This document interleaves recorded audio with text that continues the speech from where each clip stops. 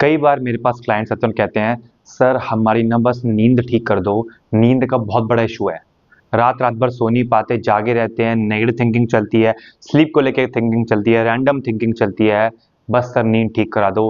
Hello everybody, I am Hardik LTS, I am counselling psychologist and आज मैं आपको इस वीडियो में हेल्प करूंगा अपनी आप स्लीप क्वालिटी को कैसे इंप्रूव कर सकते हैं। सबसे पहले एक चीज समझते हैं, क्या स्लीप आपकी प्रॉब्लम भी है? क्योंकि स्लीप एक ऐसा प्रोसेस है ह्यूमन बॉडी का जिसके लिए हमें कुछ भी नहीं करना पड़ता।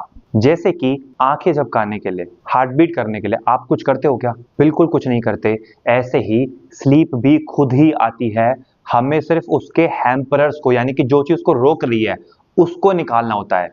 एंड जब भी अगर आप एनालाइज करोगे ना, जब भी आप सोने जाते हो अपने आप से क्वेश्चन पूछना कि अगर मैं सोने जाऊं और मुझे जो मेरे दिमाग में थिंकिंग होती है, चाहे नेगेटिव चाहे रैंडम, अगर वो ना चले तो क्या मुझे स्लीप आ जाएगी? आंसर आता है हाँ सर, डेफिनेटली आ जाएगी। तो मतलब प्रॉब्लम स्लीप हुआ या हमारा ओवर थिंकिंग। तो आज से मुझे ये नहीं बोलना कि मुझे स्लीप का इशू है, हमें क्या टैकल करना है, उस ओवर थिंक को मैनेज करना है। क्लियर? सेकेंडली, इस वीडियो में मैं तो आपको एक स्लीप रूटीन दूंगा और इस ओवर थिंक को मैनेज करने का तरीका बताऊंगा। स्लीप रूटीन क्यों इंपॉर्टेंट है? सो दैट हम अपने माइंड को ना एक उसके लिए एटमॉस्फेयर बनाएं कि उसको अब सोने के लिए प्रिपेयर कर रहे हैं। तो मैं आपको कुछ 5-6 चीजें बता रहा हूँ, इसको एज इट इज फॉलो करनी है आपको एंड नेक्स्ट 10 to 15 डेज तक फॉलो करनी है विदाउट फेल। एंड फिर आप देखोगे आपकी लाइफ में ना स्लीप में चेंज आएगा। डेफिनेटली इस वीडियो को आप याद रखोगे, ठीक है? बिकॉज ये क्लाइंट्स के लिए बहुत हेल्पफुल है एंड बहुत क्लाइंट्स इससे रिजल्ट पाते हैं, स्लीप इंप्रूव होती है जब उनकी। फर्स्ट क्या है, आपका जो सोने का टाइमिंग है उससे लगभग 2.5 घंटे पहले आपका डिनर होना चाहिए। सेकेंड पॉइंट, सोने से 1 घंटे पहले आपके phone, tablet, laptop, any screen time, इसको बिल्कुल जीरो कर देना आपको, यानी कि इस 1 घंटे पहले कुछ नहीं करना। तीसरा क्या फॉलो करना है, सोने से जस्ट आधा घंटा पहले अपने रूम की लाइट्स को डिम कर देना, छोटी लाइट जला देना। ये क्यों इंपॉर्टेंट है? ये सारे एटमॉस्फेयर इसलिए माइंड को हमें रेस्टिंग फेज में भेजना है। चौथा, लगभग इसी टाइम आधा घंटे पहले अपने आप को एक स्लीप का अच्छे थॉट्स देने हैं। मैं बता रहा हूं क्या देने हैं, इसको नोट भी कर लेना, मैं स्क्रीन पे भी डाल दूंगा। What if I sleep very peacefully today? अगर मैं आज बहुत अच्छे से पीसफुल स्लीप लेता हूं या लेती हूं तो मुझे कैसा लगेगा? 4-5 पॉइंट्स बोलने हैं इसके ऊपर। एंड फिर सुबह उठ के मैं पहले 5 कौन से काम करूंगा या करूंगी, इस चीज को आपको आंसर देना है अपना, ठीक है? ये करने के बाद अपने बेड पे आके लेट जाना, लाइट छोटी जला देना और कोई भी एक रैंडम बुक उठा लेना, कोई एनी स्टोरी बुक, जो बुक में कोई मसाला ना हो, स्टोरी में कोई सस्पेंस ना हो, बिल्कुल एक बेसिक मतलब प्लेन बुक हो कि मतलब आपको पढ़ के बस बोरियत आने वाली है। तो कोई ऐसे लव स्टोरी उठा लो या कोई ऐसी story book, any type of book purchase करें ना किसी ऑनलाइन वेबसाइट से, ऑफलाइन स्टोर से। एंड बुक को लेटे लेटे पढ़ना है आपको। जब आप बेड पे लेट गए हो, लाइट छोटी चल रही है, आप बुक को ऐसे पढ़ रहे हो, उससे क्या होगा, बुक पढ़ते रहेंगे 15-20 मिनट तो हमें थोड़ी सी ऐसे लगेगी नींद आ रही है क्योंकि बुक बोरियत सी है। और जैसे ही लगे नींद आ रही है, अपने बुक को साइड रख देना, लाइट को बंद कर देना और आके बेड पे लेट जाना।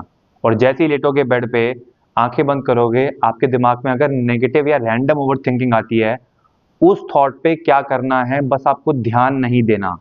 मतलब ना तो रोकना है, ना रेजिस्ट करना है, ना एनी लॉजिक देना है। इसको बिल्कुल लिख लो, ना रोकना है, ना रेजिस्ट करना है, ना लॉजिक देना है। मतलब बस आपको अपना फोकस डाल देना है अपनी कॉन्शियस ब्रीदिंग जो ऑटोमेटिक हो रही है उसके ऊपर। इसका क्या मतलब हुआ, हमारा फोकस एक टाइम पे सिर्फ एक ही जगह होता है, या तो माइंड पे होगा जिसको हम ओवरथिंक बोलते हैं, या फोकस कहीं और होगा। तो कहीं और के लिए हम डाल रहे हैं अपनी ब्रीदिंग के ऊपर, ठीक है? इसको साथ साथ मैं आपको एग्जांपल देता हूं कि आपको कैसे करना है, ठीक है? अभी के अभी सिर्फ फॉर सम सेकेंड्स अपना फोकस डाल दो जो ऑटोमेटिक ब्रीदिंग हो रही है।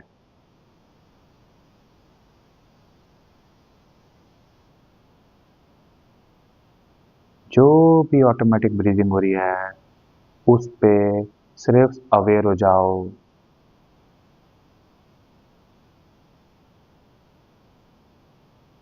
कोई थॉट्स आए, उन थॉट्स को छोड़ के just aware of the breathing.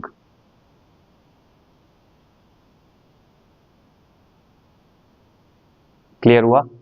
ये चीज फॉलो करनी है, मन में थॉट नहीं देने। तो जैसे आपका थॉट पे फोकस जाएगा, इसको करना है और वापस कर देना है। वापस थॉट पे जाए फोकस, बड़ा प्यार से, again focus on the breathing. बोलना नहीं है कि मुझे फोकस करना है ब्रीदिंग पे, सिर्फ अवेयर होना है, जैसे एक ऑब्जर्वेंट होता है, ठीक है। अगेन जाए, अगेन कर लिया, ठीक है। एक ये तरीका हो गया, इसको फॉलो करना है 10 से 15 दिन, ठीक है।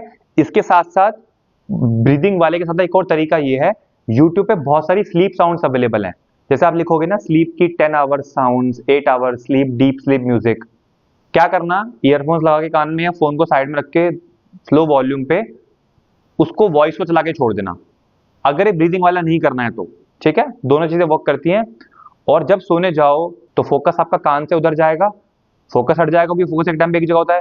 जैसे ही फोकस उस म्यूजिक पे जाएगा, आपको डीप स्लीप इंड्यूस होगी, क्योंकि वो आपको बॉडी को रेस्ट में भेज रहा है, क्योंकि आपका फोकस उस पे है या ब्रीदिंग पे है, ठीक है। ये प्रोसेस आपको फॉलो करना है, आप देखोगे आपकी डेफिनेटली स्लीप बेटर होगी अगर आप इसको डेडिकेटेडली फॉलो करोगे, ठीक है।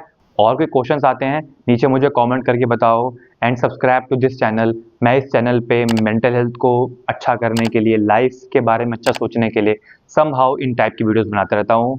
Thank you so much everybody. I hope ये वीडियो आपके लिए डेफिनेटली स्लीप को बेटर करेगी। Have a good day.